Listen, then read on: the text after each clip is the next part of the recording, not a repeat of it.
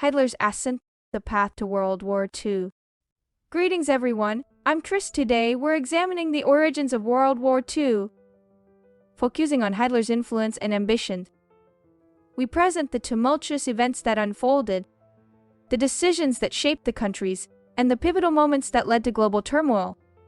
If you find this video interesting, it would be great if you could support us by hitting the like button. Now let's get started. Hitler's initial rise to power was not just a stroke of luck, it was a carefully orchestrated symphony of manipulation and exploitation of Germany's vulnerable social and economic landscape. After World War I, Germany grappled with both the physical destruction and a wounded national pride. The Treaty of Versailles, perceived by many Germans as a diktat or imposed treaty, placed heavy burdens on the nation. It demanded stringent reparations, enforced military limitations, and stripped Germany of territories like the Rhineland and Alsace-Lorraine. With the economy further devastated by the Great Depression, the German populace's resentment was palpable. Hitler, a charismatic and cunning orator, found his audience amidst this sea of discontent. He masterfully tapped into the collective anger at the government's perceived capitulation and the international community's punitive measures. Through his persuasive rhetoric, Hitler crafted a narrative that found resonance among the suffering masses. He presented himself as a leader who could address Germany's grievances, restore its stature, and reclaim its honor. The timing was crucial. Hitler's ascent aligned with the rise of new mass media, such as the radio and propaganda films. This allowed his messages to reach far and wide, igniting a fervor that transcended geographical boundaries. He was adept at crafting simple, yet emotionally charged slogans that reverberated with the frustrations of the people. Through a meticulously choreographed campaign, he propagated an us versus them mentality, creating a sense of unity among the disillusioned citizens, while pointing fingers at perceived enemies, both internal and external. As the economic crisis deepened, Hitler's promises of economic rejuvenation gained even more traction. He seized upon public dissatisfaction with the rampant unemployment and poverty, and devised an ambitious plan to rebuild the nation's infrastructure. The construction of roads, bridges, and other public projects not only provided employment, but also portrayed Hitler as a leader who could deliver tangible results. The once desperate populace began to see him as a beacon of hope. In a sea of despair, the success of Hitler's economic initiatives further consolidated his power. His carefully curated public image portrayed him as a visionary leader who could lead Germany out of its dire predicament. International observers, too, began to take note, grudgingly acknowledging the seemingly miraculous recovery of the German economy. Hitler's diplomatic maneuvers, including the withdrawal from the League of Nations and rearmament programs, signaled a shift in Germany's foreign policy, setting the stage for its resurgence on the global stage. Yet Hitler's vision extended far beyond economic recovery. His obsession with establishing a totalitarian state meant consolidating power under his leadership and suppressing any form of dissent. In 1933, he pushed the Enabling Act through the Reichstag, effectively granting him the authority to enact laws without parliamentary approval.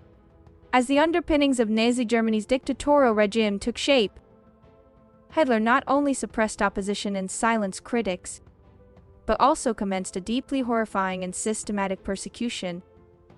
The Jewish community in particular bore the brunt of this cruelty, which culminated in the Holocaust, a dark and tragic chapter in history that reminds us of the severe consequences of unchecked hatred and prejudice. In 1935, Hitler revealed his intention to rebuild Germany's military might. His decision to openly defy the Treaty of Versailles by reinstating conscription and rapidly expanding the armed forces sent shockwaves through Europe. While some nations expressed concern over Germany's rearmament, viewed it as a potential bulwark against the growing threat posed by the Soviet Union, the complex interplay of geopolitical interests resulted in a lack of decisive international action against Hitler's bold moves. While Germany's actions were certainly pivotal, we mustn't overlook the ambitions of other nations during this period. Italy, for instance, also had its own military objectives. Despite its victory in World War I, Italy felt shortchanged and eyed overseas territories for acquisition. However, it was afraid that a more powerful country would interfere with its plans. So it kept its plans under wraps for a while, waiting for an opportunity to carry them out. It was during this time that the full-scale military expansion in Germany occurred. Italy decided that since the European countries did not punish Germany at that time, it was unlikely that other countries would punish it in the same way if it took military action itself now. Italy's military action involved an invasion of Ethiopia, a country in Africa that, at the time, had weak relations with Western nations. As expected, England and France, which were the center of Europe, feared that further problems would arise among European countries. Rather than have Italy take a position that did not concern them, and they did not decisively punish Italy. Thus, Italy succeeded in advancing the invasion to its advantage and gaining Ethiopia, as it had intended. Hitler did not miss this opportunity. He believed that Britain and France feared that the situation in Europe would worsen, and that if they took some action now, they would be less likely to be disturbed as well. With this in mind, Hitler took bold action in 1936. He deployed German troops on a large scale near the border with France, where the deployment of troops had been prohibited by the post-World War I talks. Following the expansion of his army, Hitler once again issued a challenge to the rules of the world that had been created in the post-World War I era. However, as Hitler raided Britain and France, fearing war did not directly punish him for this action. On the other hand, the success of his bold military action gave Hitler great confidence, from which he moved to further expand his state. Hitler's promise to the German people was to restore the Great German Reich. Hitler believed that the reason Germany had become so weak in the first place was that it had lost the First World War, and the excessive punishment meted out had deprived it of the resources it needed as a nation.